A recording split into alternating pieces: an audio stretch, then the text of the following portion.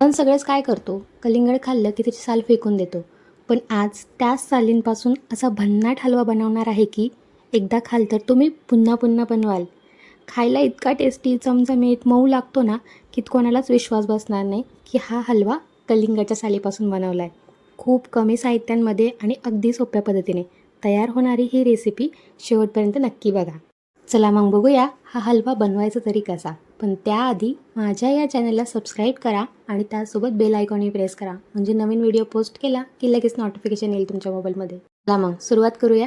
सर्वात आधी आपल्याला कलिंगड स्वच्छ धुवून घ्यायचं आहे आणि आता अशा या पद्धतीने आपल्याला त्याची वरची हिरवी साल काढून टाकायची. पूर्ण हिरवी साल काढल्यानंतर थोडाफार हिरवा भाग दिसत असेल ना तुम्हाला कलिंगडावरती, तो सुद्धा पुन्हा एकदा काढून घ्या. जास्त पण साळू नका. बस अशा या पद्धतीने आपल्याला पूर्ण साल काढून घ्यायची. पुन्हा एकदा मी धुवून घेतलं आणि आता त्याचे पीस करून आपल्याला कट करून घ्यायचं आहे. जो काही आतला भाग आहे तो आपल्याला काढून घ्यायचा आहे आणि आपल्याला फक्त लागणार आहे त्याच्यातली साल. आता हा आपण आहे ना आतलं सगळंच गर आहे ना काढून घेऊ, फोडी करून ठेवून देऊया. ह्या फोडी पण लागणार आहे आपल्याला, ते पुढे सांगते. त्याआधी आपण साली सेपरेट करून घेऊ. इथं तुम्ही बघू शकता मी जे कलिंगड कापले त्याला पांढरा भाग खूप कमी आहे. तुम्ही जे कलिंगड कापाल त्याला जास्त असेल तर चांगलीच गोष्ट आहे. आता आपल्याला साली खिसून घ्यायच्यात. जसं आपण गाजर खिसतो सेम त्याच पद्धतीने सर्व साली मी खिसून घेतलेलं आहे. इथं बघू शकता. आता मी थोडासा लाल भाग ठेवला होता त्याच्यामुळे पाणी सुटलेलं आहे. असंही पाणी सुटतं पण इतकं नाही सुटत.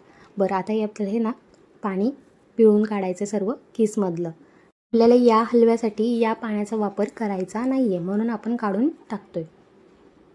सर्व चांगलं पिळून जेवढं पाणी निघेल तेवढं काढून टाकायचं आहे आणि हे पाणी आपल्याला फेकून द्यायचं आहे. या पाण्याचा वापर आपल्याला करायचा नाही आहे. जर तुम्ही पाणी ठेवलं आणि हलवा बनवायला घेतला तर त्या हलव्याची टेस्ट खराब होऊ शकते. चला बघू शकता इथं आता तुम्ही चांगला आपण किस पिळून घेतलेला आहे आणि आता मोकळा मोकळा सुद्धा झालेला आहे तो. आता वळूया आपण नेक्स्ट स्टेपकडे.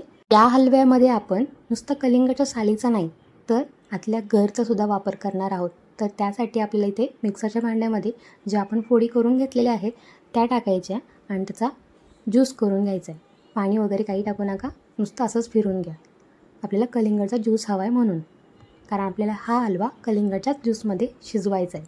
आता गॅसवर ठेवली एक कढाई, त्यामध्ये टाकायचं आहे 1 चमचा तूप, काजू बदाम टाकलेत कुटलेले आणि मगज बी टाकायची. कलिंगडचा हलवा आहे म्हटल्यावर कलिंगडच्या बिया तर हव्याच.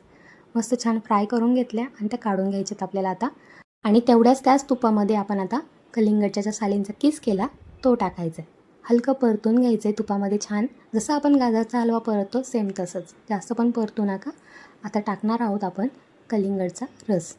बघू शकता गाळून घ्यायचे, म्हणजे बिया वगैरे किंवा जाड काही राहिलं असेल थोडंफार ते निघून जाईल आणि प्रॉपर आपल्याला कलिंगडचा ज्यूस मिळेल.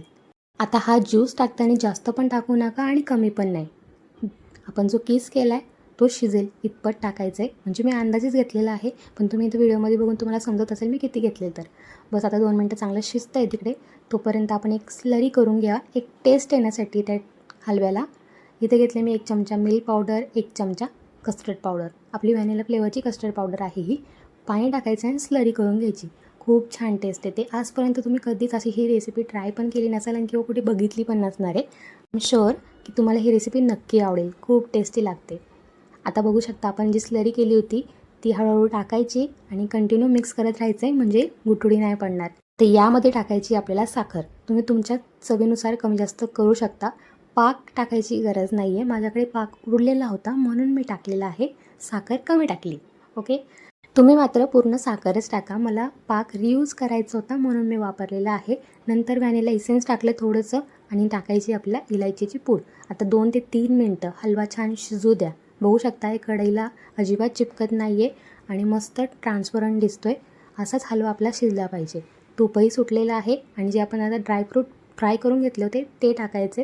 1-2 मिनटं पुन्हा परतून घेतलं. मस्तपैकी आपला हा कलिंगडच्या सालीचा हलवा रेडी झाला आहे.